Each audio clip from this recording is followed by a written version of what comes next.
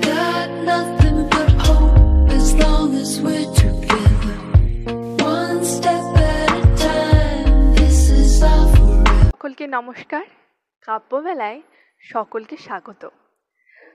আজ সোমবার সকাল থেকে জানেন এত বৃষ্টি পড়ছে যে কি বলবো। যাই হোক, বিকালে বৃষ্টিটা থেমেছে। আজ সারাদিনের আবহাওয়া দেখে আমার একটা কবিতার লাইন মনে পড়ে গেল। কবি বলেছিলেন, বর্ষণ মুখর দিনে কত স্মৃতি জাগে মনে, কত কথা গান গায় আনন্দ শিহরণে।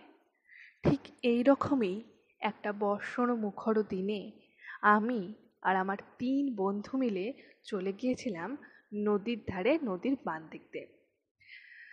হ্যাঁ, আমাদের নদীর ধার মানে হলো রন্ডিয়া ড্যামে। আপনারা হয়তো অনেকেই জানেন রন্ডিয়া ড্যামটি সম্পর্কে। যারা জানেন না তাদের উদ্দেশ্যে বলি, এটি হলো একটি জনপ্রিয় পিকনিক স্পট। এর প্রাকৃতিক শোভাটিও অপূর্ব। এই ড্যামটি ব্রিটিশ আমলে তৈরি। এই ড্যামটি বাঁকুড়া আর বর্ধমান এই 2 জেলাকে জুড়ে দিয়েছে। শীতকালে এই ড্যামটি যেমন পিকনিক করার জন্য চারিদিক থেকে লোক আসে এবং আনন্দে ভরে ওঠে, তেমনি বর্ষাকালেও এর আলাদা রকম একটা সৌন্দর্য ফুটে ওঠে চারিদিকে।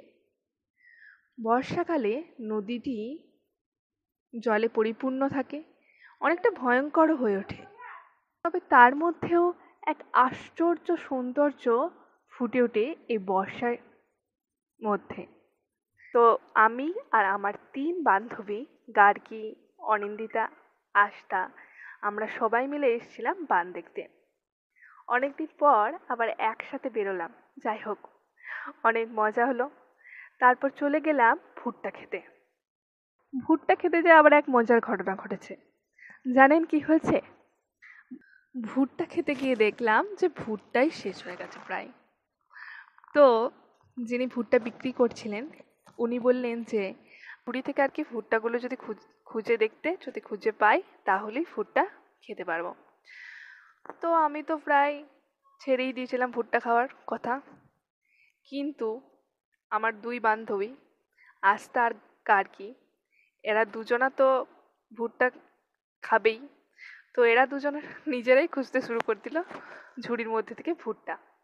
এটা তো খুঁজে পাওয়া গেল অবশেষে, কিন্তু উনুনের আঁচটা প্রায় শেষ হয়ে গেছে।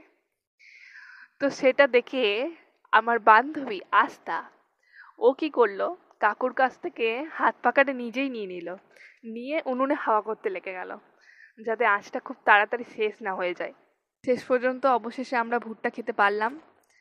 তারপর সন্ধ্যা হয়ে গেল, আস্তে আস্তে আমরা বাড়ির দিকে রওনা হলাম।